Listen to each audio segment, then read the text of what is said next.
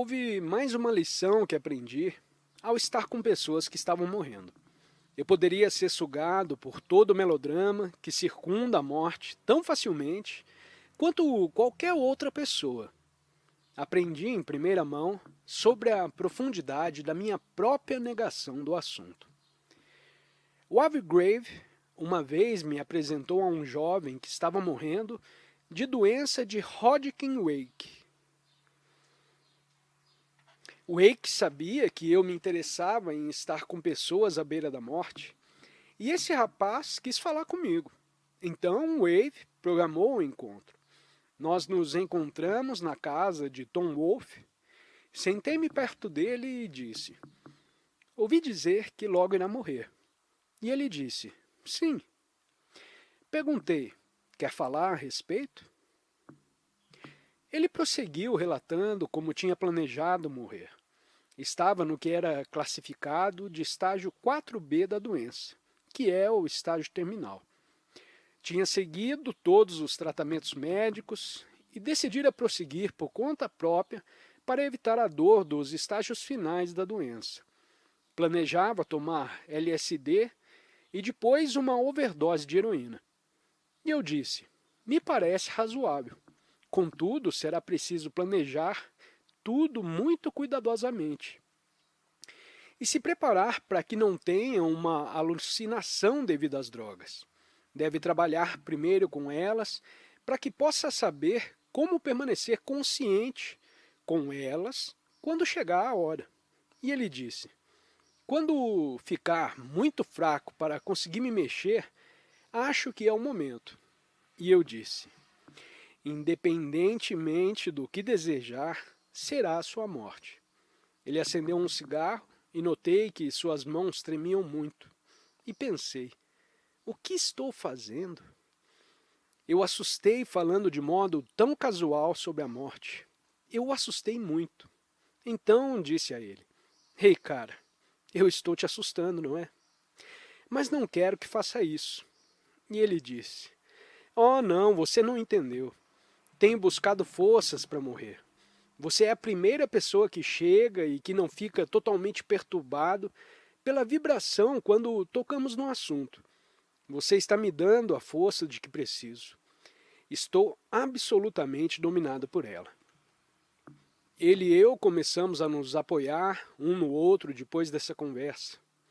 Fizemos um filme juntos, no qual falamos sobre a morte dele. Seu cabelo caíra por causa dos remédios, mas ele sempre usava uma longa peruca hippie. No meio do filme eu o fiz tirar a peruca e o efeito sobre a plateia foi enorme. Foi uma experiência com aquele rapaz que me mostrou como era fácil para mim ser sugado pelo melodrama e pela negação em torno do morrer. Uma tarde, ele e eu estávamos dirigindo pela Highway 1 na Califórnia. E se você já dirigiu naquela autoestrada, sabe que ela é bem estreita, cheia de curvas e longos precipícios dando para o oceano. Eu dirigia e ele estava recostado no banco do carona. Ele e eu admirávamos as ondas, o céu e a beleza daquele dia.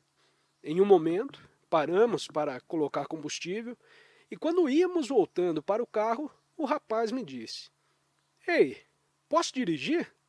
Provavelmente será a minha última oportunidade para isso. Uma barra pesada. Um rapaz com 23 anos, um grande investimento em dirigir, e eu disse: certo. Ele se sentou ao volante e partimos. Quando nos aproximamos da primeira curva, compreendi de repente que ele estava fraco demais para girar o volante, e nos dirigíamos direto para um penhasco. Casualmente, peguei o volante tentando disfarçar o tempo todo, girei e nos coloquei de novo na estrada. Então, nos inclinamos para a direção oposta e muito casualmente girei novamente o volante. Eu estava sentado ali, dirigindo subrepeticiamente, quando de repente percebi que estava envolvido em uma vasta conspiração para negar o momento presente. A ansiedade dele era tão profunda, sua tendência para quem ele ainda pensava que era tão desesperada que ele não conseguia se entregar a quem ele realmente era naquele momento. Alguém muito fraco para dirigir. Eu tinha sido sugado novamente. Tinha me envolvido naquela charada. Então, disse a ele, sabe de uma coisa? Nós nos envolvemos em um tipo de conspiração aqui, fingindo que você ainda pode dirigir. Deveria estar recostado e eu servindo de chofer para você. Você deveria relaxar em vez de tentar se agarrar ao passado. Contei para ele a história do Zen Flash, Zen Bones, sobre o homem e o morango. Lembram-se dela? Um homem estava sendo desafiado por um tigre e, para escapar, começou a escalar a borda de um precipício. Mas quando começou, ele olhou para baixo e viu um outro tigre espreitando lá embaixo. Ali estava ele, empoleirado precariamente, em uma pequena proeminência de rocha, um tigre acima e um tigre abaixo. E enquanto estava pendurado, notou que, crescendo bem ali, na sua frente, estava uma moita de morangos com um único morango maduro e vermelho. O homem tirou o morango e o comeu, e a última frase da história é: está bem doce. Eu disse para o jovem: aproveite o morango desse momento. Toda essa experiência de deslizar para o melodrama e negar a verdade do momento me mostrou como a conspiração é sedutora e como é fácil ser pego no processo da negação quando estamos perto de alguém que está morrendo. A negação é o primeiro dos 5 estágios de morrer de Elizabeth Kubler-Ross e podemos ver por que seria a reação imediata. A morte é tão inconsciente com aquilo que pensamos que somos que simplesmente negamos a possibilidade. Você diz a alguém que ela irá morrer e a primeira coisa que ela diz: não, eu não. O diagnóstico deve estar errado. Após a negação vem a raiva. Quem fez isso comigo?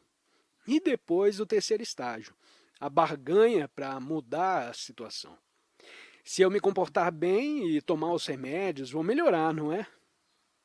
Quando fica claro que a barganha não irá funcionar, se estabelece a depressão.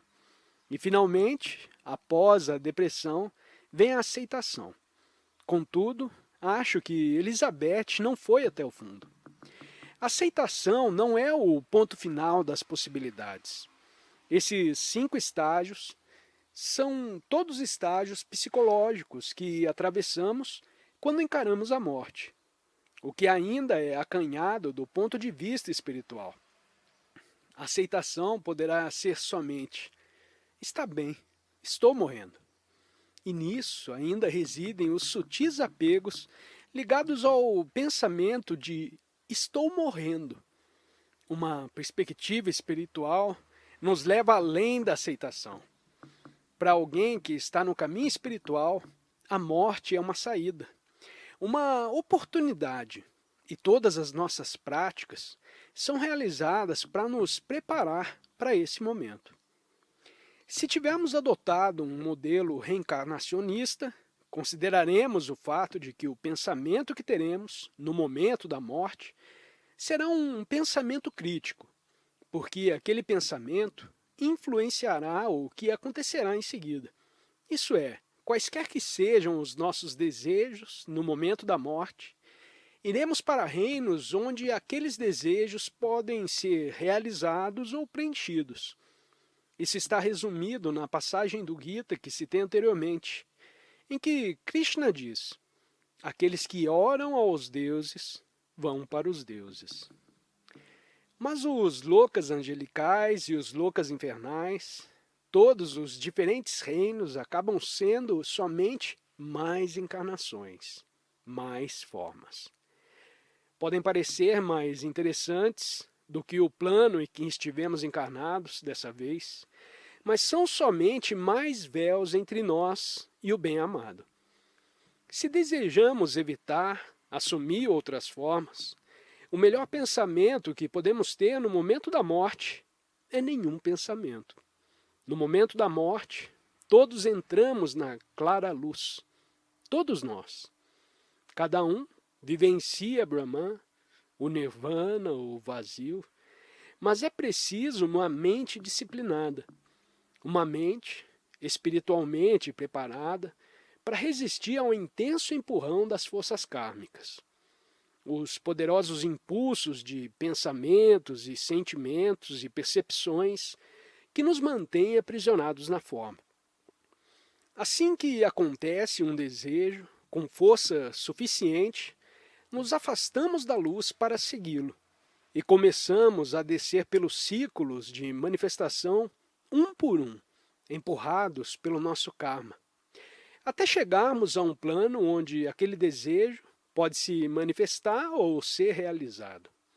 Mas alguém que não tem desejos na hora da morte, alguém que pode dizer, essa é a vida, isso é morrer, isso é a morte. Sim. Essa pessoa não se prende a nada e não é empurrada para nada. Então, através da morte, essa pessoa se torna livre da roda do nascimento e da morte. Ao morrer, essa pessoa nasce em Deus.